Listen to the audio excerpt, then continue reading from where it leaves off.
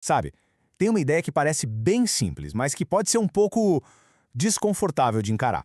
A gente vai conversar um pouco sobre isso hoje. Sobre vontade, responsabilidade e aquela fé que a gente vê na prática. A verdade é que, no fundo, quando a gente realmente gosta de algo, a gente simplesmente faz.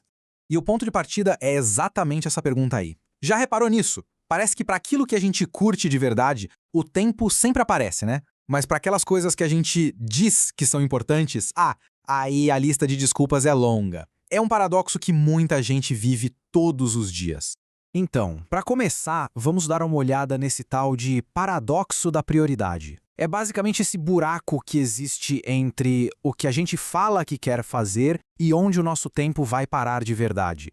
Pensa bem, quem nunca falou, nossa, eu preciso orar mais, ou quero muito ler aquele livro? A gente diz que quer se conectar com Deus, mas aí, quando aparece aquela meia horinha livre, o que acontece? O celular chama, o feed da rede social parece infinito, a nova temporada daquela série grita o nosso nome. E olha, a intenção aqui não é apontar o dedo, é só constatar um fato, um comportamento que é super comum. E é aí que a coisa pega, porque no final das contas, o nosso tempo não mente. As palavras podem até enganar, mas a nossa agenda, a forma como a gente gasta cada minuto, ela mostra exatamente o que é de fato a nossa prioridade. O nosso tempo é o maior dedo duro do que a gente realmente valoriza. Agora, olha que exemplo forte a gente tem em Davi. Ele não estava só fazendo um discurso bonito. Isso aqui era o desejo mais profundo da alma dele. Não era só uma coisa que ele dizia querer. Era a prioridade número 1 que guiava a vida inteira dele. O desejo era real. O que nos leva direto para a segunda parte da nossa conversa. É o desejo que move a ação. Um querer de verdade é o que liga o motor e faz a gente sair do lugar. É ou não é? Quando algo importa de verdade pra gente, a gente não mede esforço.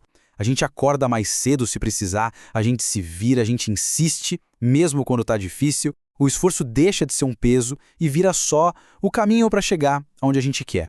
E essa frase de Jesus, nossa, ela amarra tudo de um jeito perfeito. É muito simples e direto. O nosso coração, quer dizer, a nossa energia, a nossa atenção, o nosso esforço, ele vai naturalmente para onde está o nosso tesouro. A ação não é algo forçada, ela simplesmente flui do valor que a gente dá para as coisas. E isso vira o jogo todo, né? A gente passa a vida se perguntando por que eu não tenho disciplina, por que eu não consigo? Mas talvez a pergunta certa seja outra, uma pergunta mais honesta. Será que eu quero mesmo? Talvez não seja falta de tempo, talvez seja falta de querer. É aqui que chegamos na nossa terceira parte. E a ideia é que, no contexto da Bíblia, fé e amor não são só sentimentos que a gente tem.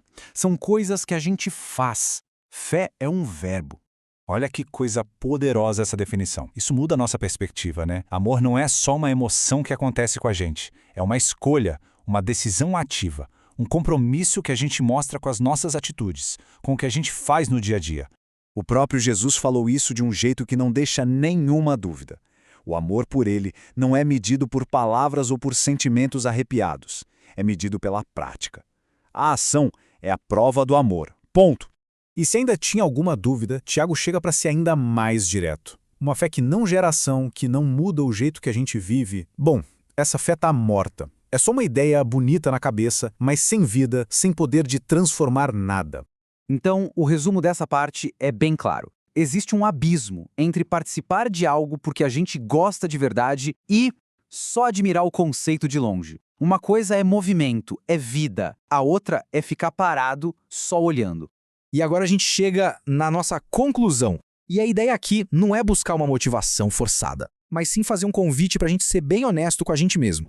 Olha, o ponto mais importante é este. Perceber que o que a gente fala não bate com o que a gente faz não é motivo para se sentir culpado a um fracasso.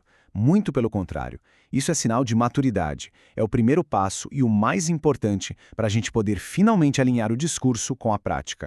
No fim do dia, acho que a vida se resume a isso. Nossas ações são o espelho da alma. O que a gente faz, o que a gente protege, o que a gente coloca em primeiro lugar, isso diz tudo sobre quem a gente é e no que a gente acredita de verdade. E para terminar, fica essa pergunta no ar. Uma pergunta para a gente levar para a vida. Imagina se a nossa fé fosse medida não pelas nossas palavras, mas pelas nossas escolhas de todo dia. O que essa medida diria sobre nós?